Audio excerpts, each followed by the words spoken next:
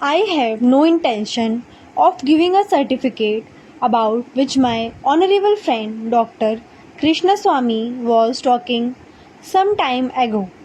Since anything like certificate being given by any member of the business community is likely to be misunderstood. But the fact remains that impartial observers, both here and abroad, have testified to the soundness and stability of our finances, which have successfully withstood severe stresses and strains of the changing economic factors, both national and international, and for this, the fullest possible credit is due to the wise handling of the situation by our present finance minister. There have been criticisms on both sides.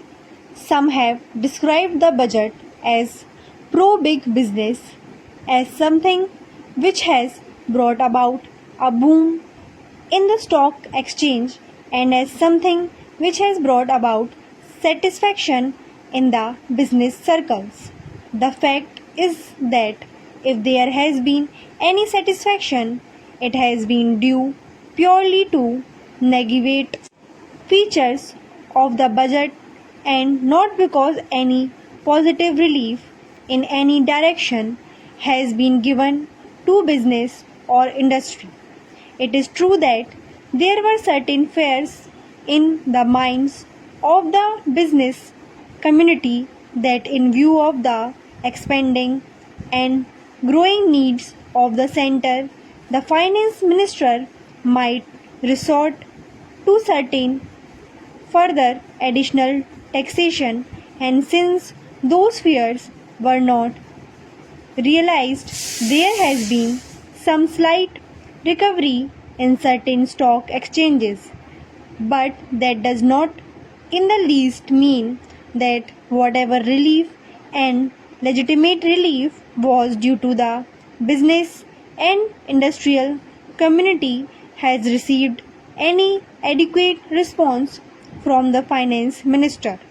We have got to face the fact that we are at present engaged in the process of development.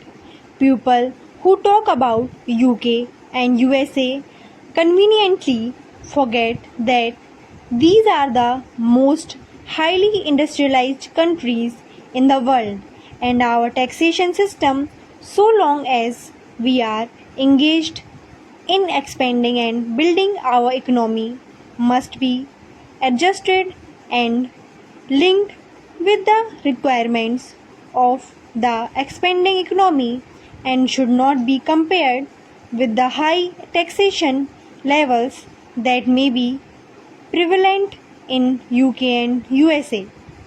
Friends have talked about unemployment, but whether the raising of the direct taxation levels will in any way mitigate unemployment is a question that should be considered.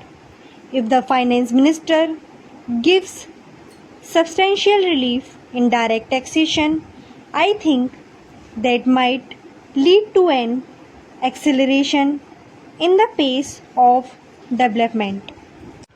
So, it has to be considered whether it is relief in taxation which will lead to a reduction of unemployment or whether it is raising of taxation to the utmost levels, which will dry up the resources and channels of capital formation and thereby not only retard all further development but might also through the functioning of present industries out of gear. So my submission is that when the taxation enquiry committee has been appointed, it is only logical to expect that no substantial changes in the taxation structure will be made until the findings of that expert committee are known. Until we know the incidence of taxation in the various sectors of our economy. Now, coming to the question of deficit financing, I am afraid that my esteemed friend's attitude was somewhat different from the line of opinion in the business and industrial community. Not that we advocate deficit financing for bringing any artificial rise in prices, but the fact is that those who have criticized deficit financing have not suggested any other alternative or made any other constructive suggestion which will bring about necessary development plans. After all, the fact has got to be faced that whatever program we have set out in the national plan should go on unimpeded by any financial considerations. An assurance has been given by the finance minister that so far as financial resources are concerned, he will ensure that the 5-year plan will not in any way be retarded. In this connection, I can only say that deficit financing is one thing so far as the revenue budget is concerned. So far as normal expenses and expenditure are concerned, certainly nobody would advocate deficit financing, which might be very undesirable, but when it is a question of doing something abnormal, of investing something in productive channels, then certainly some risk has got to be taken, and I think the finance minister has been fully cautious in taking whatever measures he has so far.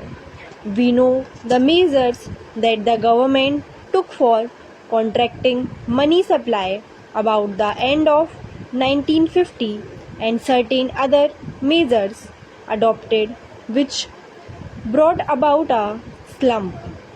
Also, from time to time, the finance minister did not hesitate to mop up the surplus, which, as the records would show, has been about rupees 300 crores during the past 4 or 5 years.